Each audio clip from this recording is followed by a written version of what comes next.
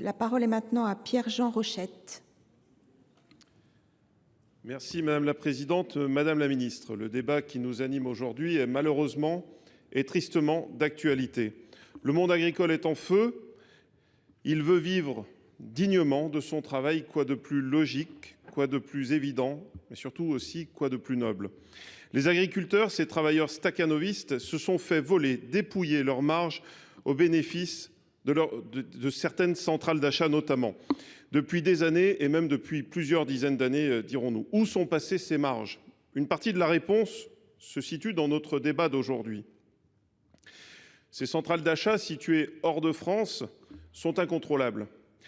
Celles qui sont situées en France, et par extension les coopératives, le sont plus, eu égard qu'elles sont soumises au droit français, mais malgré tout, on dénombre encore des pratiques parfois qui sont régulièrement dénoncées.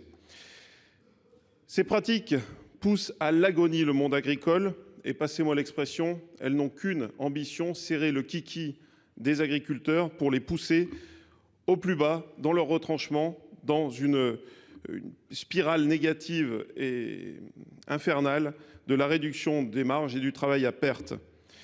Pris dans une concurrence mondialisée avec des contraintes d'exploitation bien plus légères dans les autres pays, le monde agricole français souffre et les centrales d'achat enfoncent le clou avec comme seul objectif de faire porter toutes les problématiques de marge aux agriculteurs. Le ministre demande des sanctions, nous le savons, et les parlementaires, eux, demandent l'application stricte de la loi Egalim. Les tensions sont importantes. Nous voyons les conséquences désastreuses d'une politique du toujours moins cher au détriment du toujours mieux produit. Les conséquences se font sentir directement sur notre consommé local et sur nos agriculteurs. J'ai deux questions, Madame la Ministre. Bien entendu, allons-nous réviser les règles et les sanctions au niveau français et au niveau européen? Allons-nous activer les leviers puisque les décisions se passent à Bruxelles? L'agenda, j'ai entendu votre proposition, c'est bien, mais c'est trop long. Le monde agricole attend des mesures rapides et surtout de la bienveillance. Merci.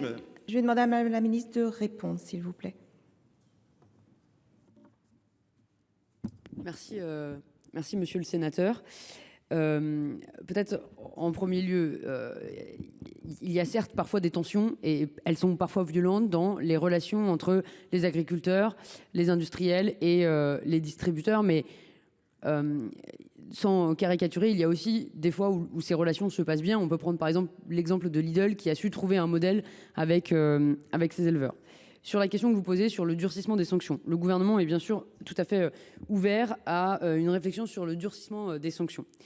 Des contentieux sont en cours, illustrant à la fois la mobilisation de notre pays pour faire respecter le droit applicable, notre volonté aussi de ne pas laisser impunis des comportements qui viseraient à contourner la loi ou à affaiblir la rémunération des agriculteurs.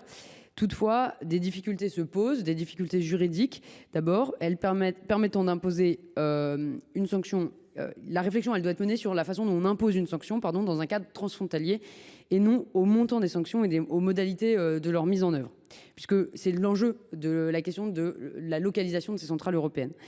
C'est notamment un des points qui sera probablement tranché dans le contentieux en cours entre Eurelec, qui est la centrale d'achat du groupement Leclerc. C'est un axe prioritaire sur lequel travaille le gouvernement à une meilleure harmonisation du droit européen et également en vue de la formation de la future Commission européenne. C'est un combat que la France relaiera à cette occasion. Merci.